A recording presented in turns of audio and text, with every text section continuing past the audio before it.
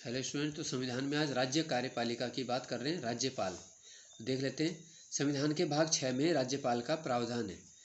जो राज्य की कार्यपालिका होती है उसका प्रमुख राज्यपाल ही होता है। ठीक है, तो राज्य का प्रथम नागरिक भी राज्यपाल को ही कहा जाता है। तो ये ध्यान रखना, अगर ऑप्शन में मुख्यमंत्री या सचिव या कुछ और आता है तो इसमें क्या आएगा, प्रथम नागरिक राज्य का है राज्यपाल, और देश का राष्ट्रपति होता है। तो देश में जैसी भूमिका राष्ट्रपति की है वही राज्य में राज्यपाल की है, ये ध्यान रखेंगे। प्रत्येक राज्य में एक राज्यपाल होता है। ठीक है, लेकिन एक राज्यपाल को कई राज्यों का बनाया जा सकता है। अब देखते हैं योग्यताएं। सामान्य रूप से अधिकतर वही हैं, वह भारत का नागरिक हो, वह 35 वर्ष की उम्र पूरी कर चुका हो, लाभ के पद पर न हो। ये तीनों तो राष्ट्रपति में भी। अब अतिरिक्त क्या है, विधानसभा का सदस्य चुने जाने की योग्यता रखता हो। राष्ट्रपति में यहाँ पे लोकसभा आ जाएगा। ठीक है, तो ये अंतर है। फिर नियुक्ति 5 वर्ष के लिए होती है ना। और परंतु राज्यपाल जो है राष्ट्रपति के प्रसाद पर्यंत यानी उनकी कृपा से पद धारण करता है। तो 156(1) अनुच्छेद में ये लिखा है।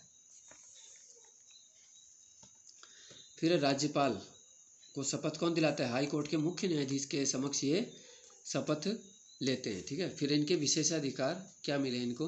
राज्यपाल कर्तव्य पालन के लिए न्यायालय के प्रति उत्तरदायी नहीं है। मतलब राज्यपाल कोई काम करे या ना करे, कोर्ट को जवाब उन्हें नहीं देना है। फिर पदावधि के दौरान राज्यपाल के खिलाफ आपराधिक कार्रवाई नहीं शुरू की जा सकती। ठीक है, पद पर रहते हुए उनकी गिरफ्तारी का आदेश जारी नहीं किया जा सकता। ठीक है, उसके बाद है देखो कार्य। अभी प्रमुख कार्य क्या है, राज्य के समस्त कार्यपालिका है ना राज्यपाल के नाम से ही कार्य होते हैं। राज्यपाल मुख्यमंत्री की ठीक है नियुक्ति करता है, और मुख्यमंत्री की सलाह से अन्य जो मंत्री होते हैं उनकी भी नियुक्ति की जाती है। फिर हाई कोर्ट के न्यायाधीशों की नियुक्ति ठीक है के लिए राष्ट्रपति को परामर्श देता है।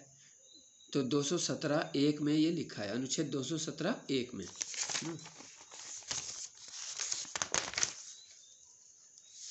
फिर देखते हैं संयुक्त अधिवेशन का संबोधन विधानसभा में राज्यपाल करता है। अब देखो, कोई भी विधेयक राज्यपाल के हस्ताक्षर के बाद ही अधिनियम बन पाता है। तो ये विधेयक और अधिनियम में अंतर है। जब किसी सदन ने पास किया तब वो विधेयक है, जब राज्यपाल ने हस्ताक्षर कर दिया तो अधिनियम बन चुका है, वो कानून बन चुका है अब।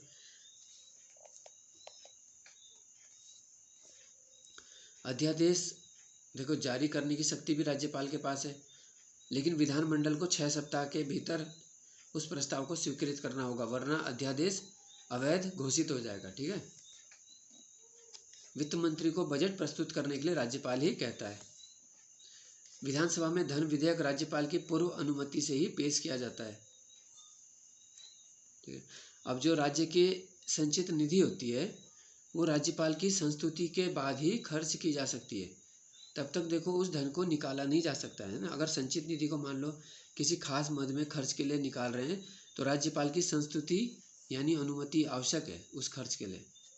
ठीक है, और लास्ट पॉइंट है देखो इसमें, राज्यपाल की दंड क्षमा शक्ति। तो राज्यपाल जो है दंड को क्षमा कर सकते हैं, यह अनुच्छेद 161 में। और जब हमने राष्ट्रपति पढ़ाया था तो वो क्या था, राष्ट्रपति की दंड क्षमा शक्ति अनुच्छेद था 72। तो ये ध्यान रखेंगे। ठीक है, राज्यपाल के लिए अनुच्छेद 161 दंड क्षमा शक्ति के लिए। ठीक है, धन्यवाद।